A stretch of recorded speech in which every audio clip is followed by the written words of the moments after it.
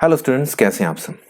बच्चों, last video में हमने प्लानिंग की डेफिनेशन के बारे में पढ़ा था, उसको समझने की कोशिश कर की थी कि प्लानिंग बेसिकली क्या है। ठीक है, इस वीडियो में हम स्टेप्स इन प्लानिंग प्रोसेस, यानी कि कोई भी बिजनेस ऑर्गेनाइजेशन जब प्लानिंग करती है तो उसमें क्या क्या स्टेप्स बनाती है। ठीक है बच्चों, हमने एक चार्ट बना दिया है ताकि आपको आसानी हो। ठीक है, सबसे पहले नंबर पे आता है सेटिंग ऑब्जेक्टिव्स। बच्चों बिल्कुल, जैसे लास्ट वीडियो में हमने एग्जांपल दिया था कि मान लीजिए आपने कहीं घूमी घूमी का प्रोग्राम बनाया है। क्या बनाया है? कहीं घूमी घूमी जाना है, घूमी घूमी। तो आपने एक प्लान बनाया, उस प्लान का ऑब्जेक्टिव क्या है कि मान लीजिए कि शिमला घूम के आना है। ऑब्जेक्टिव क्या है? शिमला घूमने जाना। ठीक है, उसी तरह किसी बिजनेस ऑर्गेनाइजेशन में जो मैनेजमेंट होती है, कौन होती है? मैनेजमेंट। वो क्या करती है? प्लानिंग करती है। और उस प्लानिंग में सबसे पहले वो क्या करेगी? ऑब्जेक्टिव सेट करेगी। जैसे इसका एग्जांपल क्या है? इसका एग्जांपल है, मान लीजिए कि सेल को 20% इंक्रीज करना, सेल को। ठीक है, ये हमारा ऑब्जेक्टिव है। अब ये ऑब्जेक्टिव जो है, ये रिटन फॉर्मेट में पूरी टीम, यानी कि आपके बिजनेस में जो टीम है, मैनेजमेंट की टीम है, ये सब तक पहुंचे होना चाहिए कि भाई हमारा ऑब्जेक्टिव ये है, हमने ये अचीव करना है। ठीक है, तो इसलिए ऑब्जेक्टिव बनाना बहुत जरूरी है। ठीक है, इससे क्या होगा बच्चों, जब ये ऑब्जेक्टिव आप सेट कर लेंगे तो आप अपने रिसोर्सेज का, ह्यूमन रिसोर्स हो सकते हैं और भी जो रिसोर्सेज हैं कंपनी के, उसको मैक्सिमम यूटिलाइजेशन करेंगे। भाई इस रास्ते हमने चलना है, डेविएशन नहीं होगा, इससे टाइम लॉस नहीं होगा, इसलिए ऑब्जेक्टिव बनाना बहुत जरूरी है। ठीक है, नेक्स्ट क्या आता है बच्चों? नेक्स्ट आता है प्रोसेस जो है, वो है डेवलपिंग प्रीमाइसेस। अब ऑब्जेक्टिव सेट हो गया तो उसके लिए ढांचा बनाने की जरूरत है। ढांचा क्या होता है बच्चों? आपका स्कूल प्रीमाइस होता है, वैसे ही यहाँ पे भी एक प्रीमाइस बनाना पड़ेगा। प्रीमाइस क्या होता है? एजम्पशंस। यानी कि अगर आपको 20% सेल इंक्रीज करनी है तो उसके लिए कुछ एजम्पशंस ये बहुत आगे कर दिया मैंने। एजम्पशंस करने होंगे। क्या करने होंगे? एजम्पशंस। कैसे एजम्पशंस? कि भाई हमने जो 20% सेल बढ़ानी है, उसका पोटेंशियल कहाँ है? क्या हमने न्यू मार्केट सर्च करना है, नया मार्केट बनाना है, या एग्जिस्टिंग मार्केट में ही उसका पोटेंशियल है? एग्जिस्टिंग मार्केट में ही उसका पोटेंशियल है। ठीक है, ये सर्च करना बहुत जरूरी है। इसके लिए हमें कुछ एजम्पशंस प्रिपेयर करने होंगे कि हाँ भाई, अगर नए मार्केट में अगर उसका पोटेंशियल है तो हाँ भाई इतना परसेंट पोटेंशियल है, या एग्जिस्टिंग मार्केट में उसका पोटेंशियल है तो इतना परसेंट पोटेंशियल है।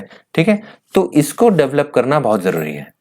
ठीक है, एजम्पशंस बनाना। उसके साथ साथ हमें, चूंकि फ्यूचर में प्लानिंग एक फ्यूचर पर्सपेक्टिव है, तो उसके हिसाब से आगे चल के कुछ पॉलिटिकल चेंज आएंगे, कुछ इकोनॉमिक चेंज आएंगे, तो उसको भी देखना बहुत जरूरी, उसका भी एजम्पशन लेना बहुत जरूरी है। इकोनॉमिक चेंज, सोशल चेंज, तो उसको भी समझना बहुत जरूरी है। ठीक है बच्चों, तो ये डेवलपिंग प्रीमाइसेस बेसिकली एजम्पशंस के बारे में बोलता है। ठीक है, उसका एक ढांचा तैयार करता है। पहले ऑब्जेक्टिव सेट करते हैं, फिर हम उसका ढांचा तैयार करते हैं कि भाई हमारे टारगेट को अचीव करने के लिए क्या क्या एजम्पशंस लेने होंगे। ठीक है, अब आता है थर्ड है आइडेंटिफाइंग अल्टरनेटिव्स। अल्टरनेटिव्स को आइडेंटिफाई करना मतलब मेथड्स। अब उनको करने के लिए मेथड्स क्या होंगे हमारे पास, क्या क्या तरीके? तो मैनेजमेंट लिस्ट डाउन करती है वो सारे मेथड्स जिससे हम ये 20% सेल इंक्रीज करने का जो ऑब्जेक्टिव है इसको अचीव कर सकें। ठीक है, उसके साथ साथ वो नए नए मेथड भी तलाशती है। मान लीजिए उसने 2 मेथड असाइन किए, लेकिन उसके बावजूद भी वो उसमें नए नए मेथड खोजती रहती है ताकि वो इस ऑब्जेक्टिव्स को एनी हाउ अचीव किया जा सके। समझ रहे बच्चों? ठीक है, अच्छा अगला है क्या? उसके बाद अगला स्टेप क्या होता है? फोर्थ जो है वो है इवेल्युएटिंग अल्टरनेटिव्स।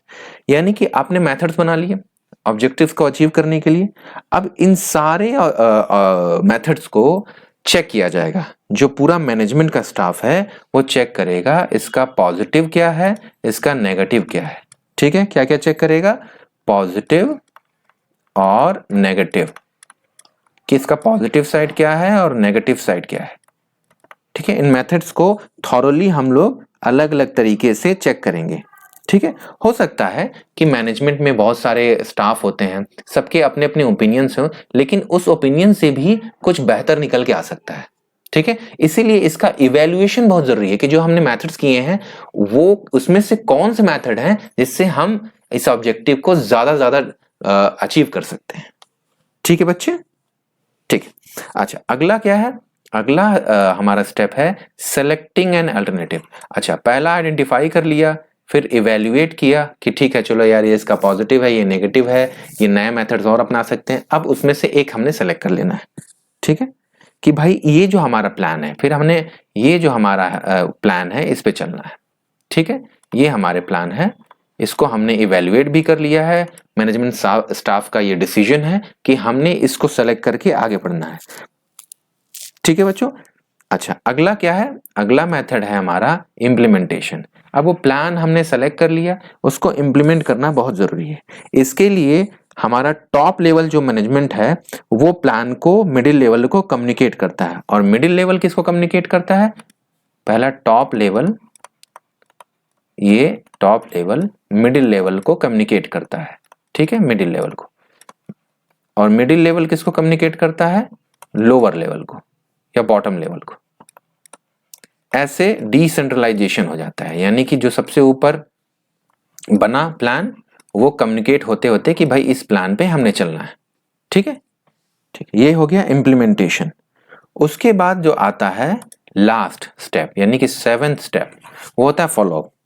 भाई प्लान बन गया, प्लान बन गया, इम्प्लीमेंटेशन भी हो गया, उसका फॉलोअप, यानी कि प्लान को ठीक से एग्जीक्यूट किया जा रहा है कि नहीं, टाइम टू टाइम उसका फॉलोअप बहुत जरूरी है।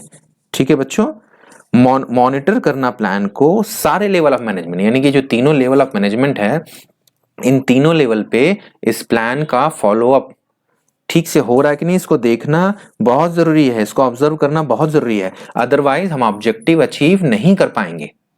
ठीक है बच्चों, तो बच्चों था ये steps in planning process. 7 steps हैं इसमें। क्या क्या की पॉइंट्स ले सकते हैं हम लोग? इसमें हैं टोटल कितने स्टेप्स हैं? टोटल हैं 7 स्टेप्स। याद रखेंगे बच्चों, 7 स्टेप्स हैं। ठीक है, सबसे पहले ऑब्जेक्टिव बनाना, ओ, फिर उसके बाद क्या है? Developing premises, D, developing premises. ठीक है, उसके बाद आइडेंटिफाइंग अल्टरनेटिव्स, आई। फिर उसके बाद क्या आता है? इवेल्युएटिंग अल्टरनेटिव्स, इवेल्युएट करना, ई। फिर उसके बाद क्या आता है? सेलेक्टिंग एन अल्टरनेटिव, फिर सेलेक्ट कर लेना। फिर आता है इम्प्लीमेंटेशन, फिर आता है एफ। ठीक है, ठीक है, तो ये बच्चों ओवरऑल हो गया स्टेप्स ऑफ प्लानिंग प्रोसेस। अगली वीडियो में बच्चों हम लोग प्लानिंग का जो चैप्टर है उसमें अगले टॉपिक की तरफ बढ़ेंगे, वो है फीचर्स ऑफ प्लानिंग। ठीक है, अगर ये वीडियो बच्चों इन्फॉर्मेटिव लगी हो तो लाइक एंड सब्सक्राइब करें। किसी भी तरह के डाउट के लिए आप कमेंट सेक्शन में अपने क्वेश्चंस को पूछ सकते हैं। ठीक है, थैंक यू।